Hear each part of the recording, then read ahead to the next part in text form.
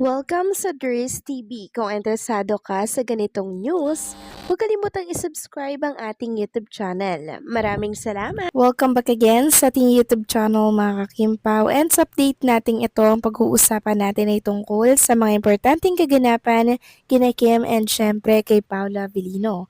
Pero bago po ang lahat, maraming salamat sa inyong patuloy na pag-support at pagsubaybay sa mga daily update natin. Kaya naman bilang pasasalamat, narito po ang ilang napili kong komento patungkol ito sa naging previous update. Unang komento mula po ito kay Lin Chen, sabi niya, gumagawa ng bashers para ibagsak si Kimi. Daming inggit talaga kasi malapit nang ipalabas yung alibay, tapos world tour pa, kaya lahat ng kilos ni Kimi binabantayan para siraan. Correct, tama po kayo dyan. Lin Chin, talagang todo ang effort nila na binibigay kay Chinita Princess para manmanan at maghanap po ng butas, ikakasira kay Chinita Princess para po bumagsak or sirain sila sa publiko. Ganyan po yung aim nila. Ganyan talaga yung gusto nilang mangyari. Pero ang tanong, nagiging effective kaya yung paninira nila kay Chinita Princess? Hindi. Kasi mas marami pong nakakilala kay Kim Chiu na talaga namang meron siyang gininto ang puso. Busilak sa pagtulong and syempre may respeto at may awa po sa mga matatanda. Nakikita natin yan mga kakimpaw, kahit off-cam nakikita natin yan. Kaya hindi po nila masisira si Chinita Princess sa mga video clip na kinakalat nila sa mundo ng social media kasi mas matimbang pa din po ang pagkakakilala natin kay Kim kesa po sa paninira na ginagawa nila. Masyado kasi sila nagpapahalata na dinodouble na nila yung oras para nang sa ganon masiraan ang husto at ibagsak si Chinita Princess. Kaso nyo nga, habang ginagawa niya yon or nila yon mga kakimpaw, mas lalo naman pong itinataas at binibigyan ng maraming blessing si Kim, ganun din si Paula Avellino. So maraming salamat sa komento, Ginang Linchin, God bless and mabuhay po kayo. At ang next comment naman mula po kay Ginang Juanita Reyes, sabi niya dito, tingnan mo itong reporter na si Alex. Siya na nga ang mali sa mga tanong niya at ang pinag-uusapan tungkol sa alibay, tapos ang tanong tungkol sa relasyon nila at itinutulad pa si Paulo kay Jericho. Tama yon, halata na para gusto guluhin yung MediaCon ngayon si Kim ba mali? Di ba hindi, kundi yung Alex na reporter at yung tanong kay Pao kung ano ang score sa kanila ni Kim. Di ba sinagot ni Pao 100%? Di ba tama naman si Paulo sa tanong mo na halata naman na hindi ka Kim Pao Alex.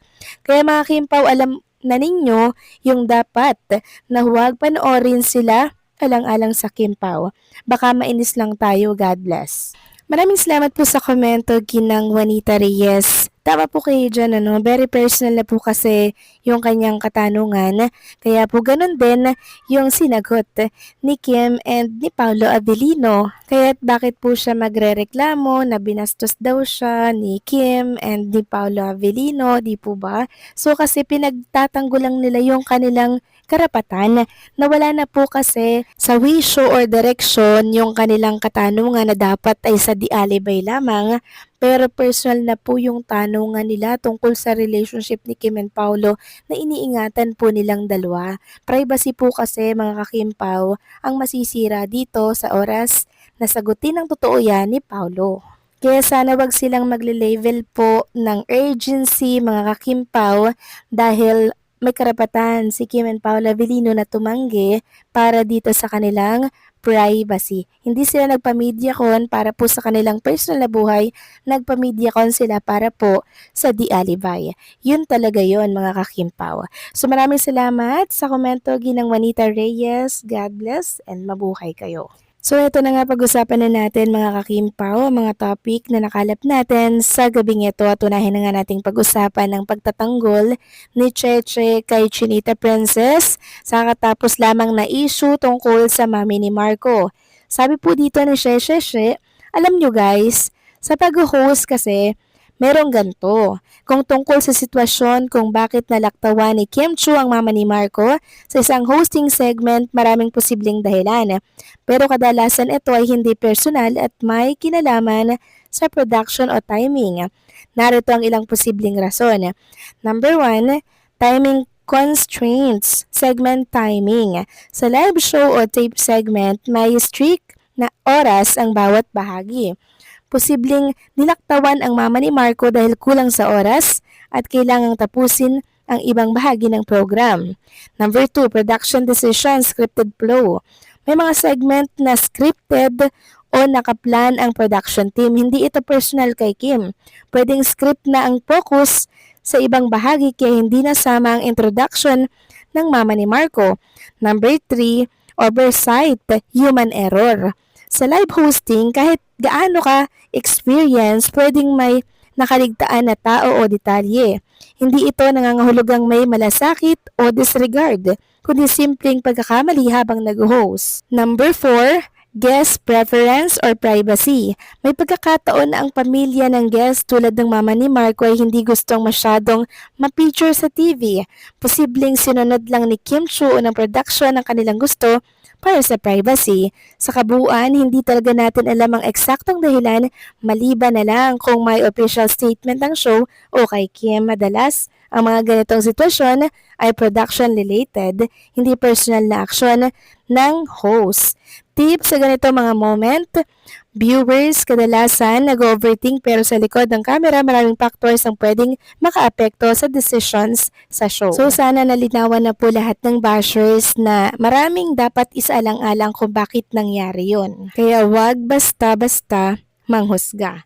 Samantalang next topic naman tayo, pag-usapan natin mga kakimpawang tungkol naman dito sa isa pang write-ups ng Abante tungkol kay Kim and Paolo. Ayon nga po sa headline, Kim Chu, alaga sa haplos lambing ni Paula Avellino. Talaga namang lantaran ang lambingan at kulitan ni na Kim Chu at Paula Avellino ha. Aba, nagkalat nga mga behind the scene ng dalawa sa social media.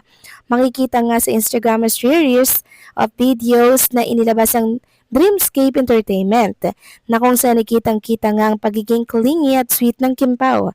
Kitang-kita kasi ang mga haplos ng dalawa sa isa't isa, pati na rin ang pagiging malaga ni Pao kay Kim. Kilig much, di ba? Dahil dito, napuno ng kilig mula sa mga fanay ang comment section ng IG nila. Diyos ko po, na BTS talaga ang totoong kilig. Inaraw-araw na nga dito talaga ako naging fan ng Kim Pao sa mga BTS nila. Sunod-sunod din kasi ang mga pa-BTS ng Kim Pao sa kanilang set. Kaya naman naloka at busog sa ayuda ang Kim Pao Landia. Kabog, hindi na rin maitago pa ng mga fanay ang excitement na makita at kiligin ulit sa Kim Pao dahil sa nalalapit nilang serye na Di Alibay ang buong katotohanan. Grabe ang ganda ng Di Alibay sa Prime, mas lalong nakaka-excite sa Free TV dahil ipapalabas nila yung Di na ipakita sa Prime. Excited na ako sa TV version. O diba, paldo talaga ang Kim Pao. So ito po ay sa panunulat ni Dondon Sermino. Kaya naman save the date mga ka-Kim Pao dahil by March 16, 8:45 PM, mapapanood nyo na po ang Di Alibay, ang buong katotohanan. So paano mga ka-Kim Pao, hanggang dito na lamang po ang update natin. Maraming salamat sa patuloy na pagsuporta.